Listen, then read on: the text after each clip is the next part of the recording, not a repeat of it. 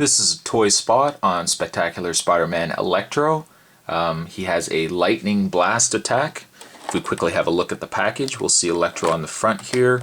The packaging is, of course, with Spider-Man at the top left corner, and then the webbing design in the back here.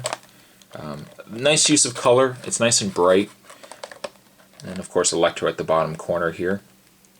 I really like what they've done with Electro. He's probably one of the lamest Spider-Man villains in the comics, at least, because he always had that horrible lightning bolt mask, which worked fine, 50s, 60s, 70s. Really hard to translate him nowadays in the 80s, or at least in the 90s and past. It's hard to kind of get.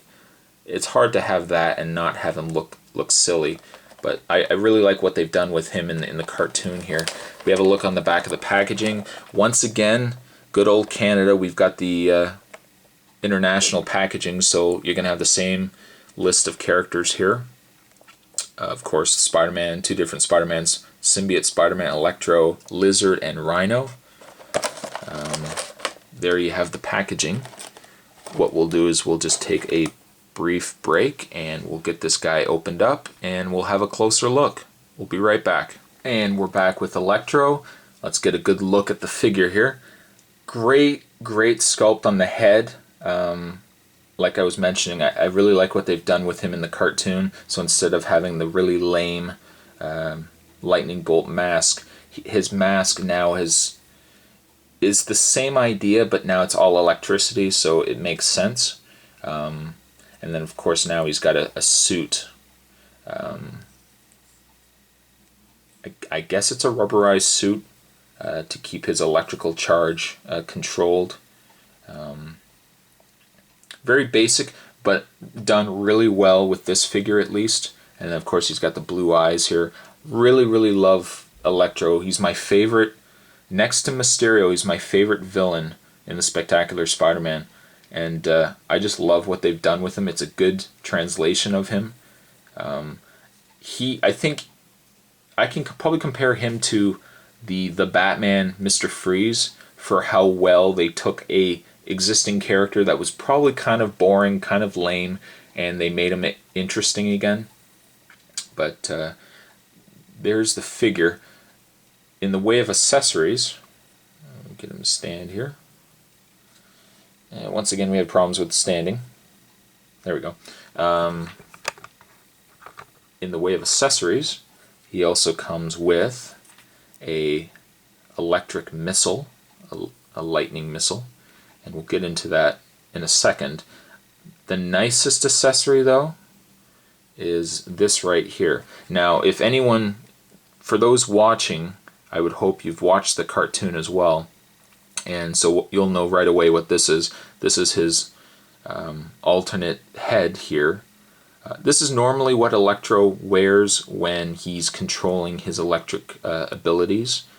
And then, of course, when he rages out, I guess, or gets angry, this mask, then this helmet, then I don't know if it explodes. I guess it opens up or he takes it off.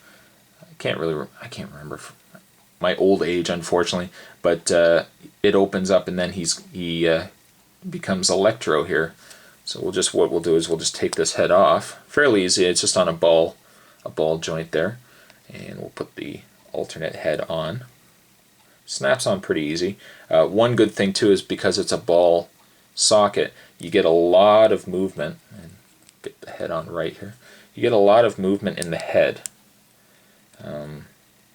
But there's his alternate head there. Really nice that Hasbro included that with the figure, so that, I mean, you can have it either with the mask or you can have him as Electro.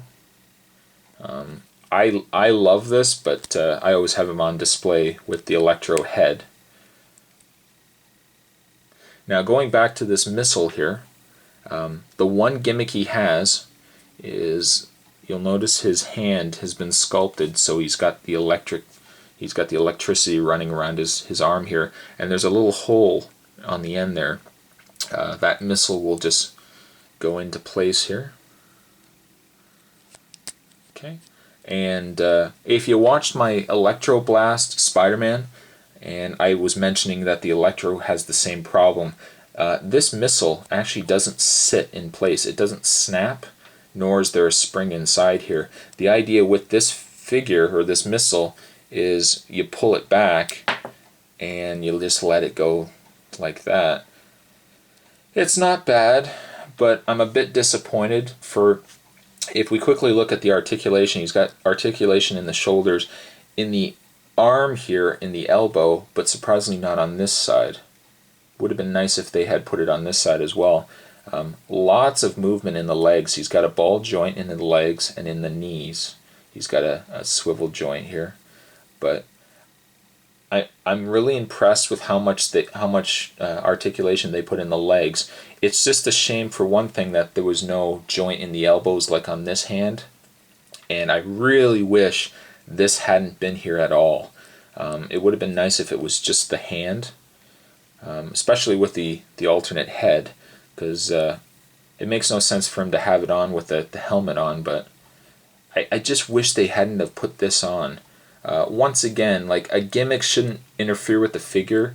This could have just snapped on to his existing hand and then had the missile sit on there and then fire off. It didn't actually have to be part of the hand, and for that I just wish Hasbro wouldn't have done that. But that aside, it's an amazing figure.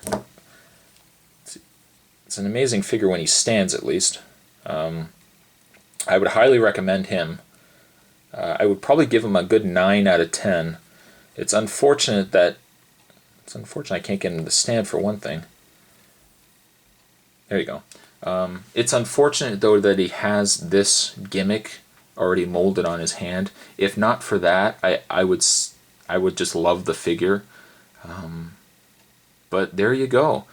There's a toy spot on Spectacular Spider-Man Electro, and I'll see you guys next time. Later.